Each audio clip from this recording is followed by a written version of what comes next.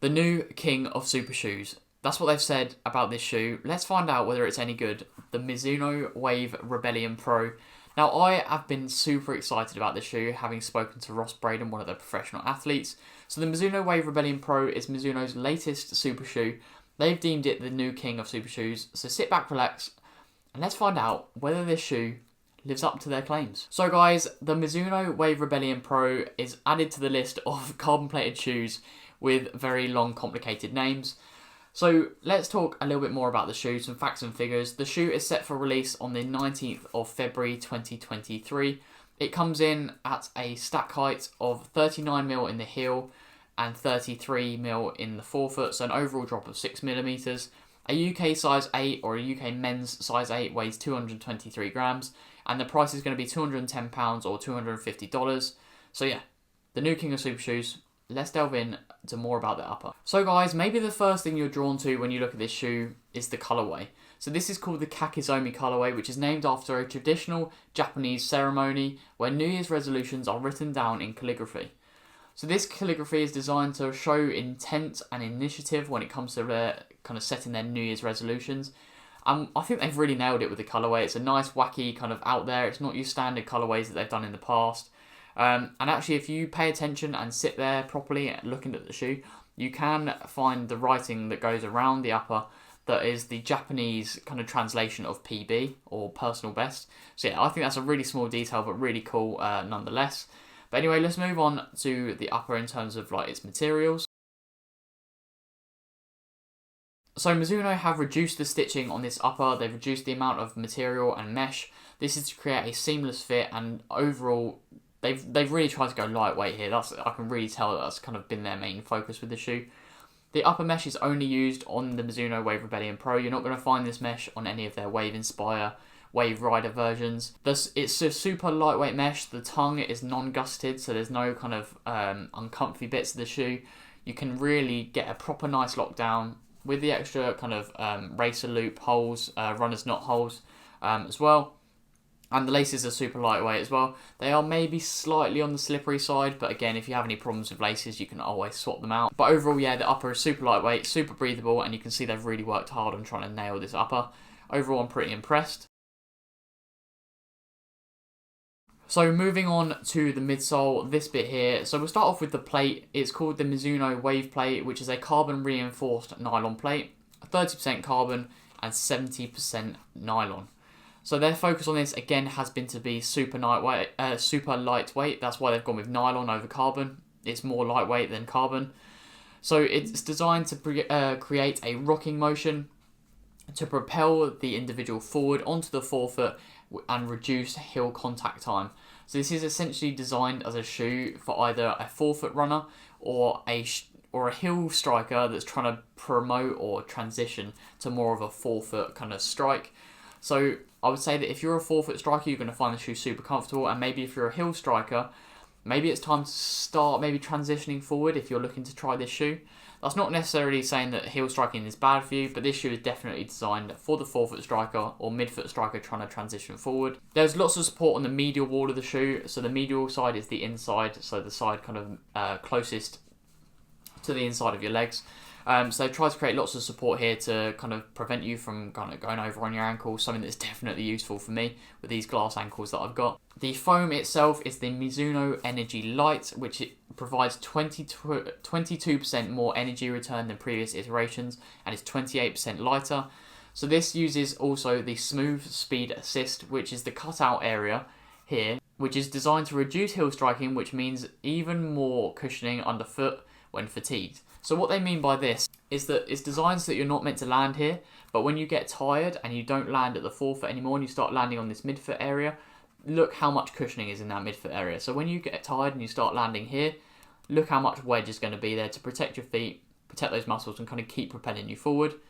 I think this is a really cool concept, and I actually think they've executed it really well in this shoe. Just moving on to the outsole, you can see they've kind of got these little teeth. It's a bit like, I'm not really sure what it's like really, but they've got kind of these small diamonds on the bottom, and you can see they've got this big cutout here, a bit like some of the On shoes, But I actually found I got no stones in there at all, and I don't think it's going to be a problem that you're going to be getting, because I don't advise you wear this on any kind of certain rocky pavements or kind of trails. So the grip itself I've actually found to be superb. On my normal route that I take along the canal in Maidstone, it's very slippery, the leaves get wet and it creates kind of this slippery layer on top. So whenever I've worn a flat outsole shoe, such as my Vaporflies or my Adios Pro 2s, I've been slipping all over the gaff. However, in the Mizuno Wave Rebellion Pro, I actually had no problems, and to be honest, I'd completely forgotten I was running on a slippery surface. So in terms of outsole, I think they've absolutely nailed it with this engineered rubber. I don't think it's anything fancy like Continental rubber, but it does the job, and that's good enough for me. Finally, moving on to the sustainability about this shoe. So it's 90% plus recycled on the upper, and then the plate is a plant-based wave plate made with Pebax Rilsan, which is kind of, which I think they take it from a castor oil. So I don't personally know too much about that, but you guys might know a bit more about that. It sounds like it's doing good things for the planet. So yeah, overall this shoe has a very high sustainability. It's highly recycled, which I think is really important in today's day and age, and that's definitely the way we're kind of going with these shoes. So yeah, another plus point for Mizuno there with this shoe being highly recycled. Finally, moving on to my opinions of the shoe. So I've ran almost 100 miles in this shoe over the last couple of weeks, and to be honest, I've absolutely fallen in love with it. It's a shoe that I love from the first time I put onto my foot, and normally I'm kind of a bit skeptical really when I put shoes on. I kind of don't really take to them, but this shoe, I just fell in love with it instantly. It's the shoe that I first grab now if I'm going for an easy run, doing a session. I just absolutely love it at all paces. So I've ran anything from kind of 4:30 per K pace down to sub 3 minute K pace, and it just seems to be insane at all of those paces. Now I think if you were going to race in this shoe, I would probably not wear it for 10k or under, because the nylon plate just isn't aggressive enough. But you do definitely feel it with the rocking motion. So if I was doing a marathon tomorrow or a half marathon, I'd wear this shoe 100%.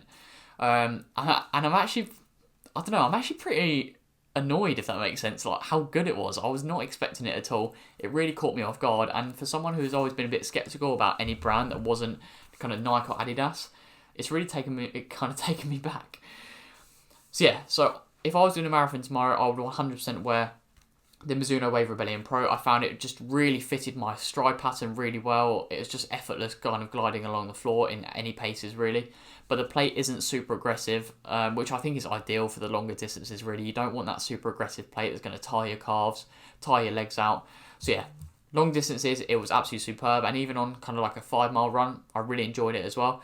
I just really cannot fault this shoe. I thought maybe I'd get some stones stuck in the bottom. Didn't at all. I thought maybe I might lose some grip. I didn't at all. Some people even said to me that the shoe's horrible at slow paces and it's not very stable. And I had absolutely no issues, even with my really weak ankles. In fact, I did go over on my ankle once this week, but it wasn't in these. So actually, fair play to Mizuno. They've actually really given some good structure to a high stack shoe. So yeah, as I keep saying, I've been super impressed with this shoe, and I think Mizuno have absolutely smashed it with this iteration of the Mizuno Wave Rebellion Pro. And if I was doing a marathon next week, I would 100% do it in these Mizuno Wave Rebellion Pros. So when it comes to the 19th of February and these shoes come out for retail, should you purchase them? 100% yes, I think you should. I think £210 for kind of the current market of shoes. I think I'm not going to say it's fantastic value for money. I think £210 on a pair of shoes is still a lot, but I do think you're getting a really good shoe for your money there. The durability is held up perfectly. Like I've ran 100 miles in this shoe, and you wouldn't even really think I have. Like there's no real compression of the foam. Nothing's kind of wearing away in terms of the outsole. The upper isn't ripping. So hopefully this is a good sign in terms of being able to take this shoe to kind of 500-600 miles. But you never know with these super shoes. So do take this with a pinch of salt. But anyway, guys, I hope you have enjoyed this review of the Mizuno Wave Rebellion Pro as much as I have enjoyed running in it. And I really hope you guys do pick yourselves up a pair of these, because I think if there's any shoe that's kind of going to knock those Nikes off the top spot in terms of comfort and speed being combined together, it could be these.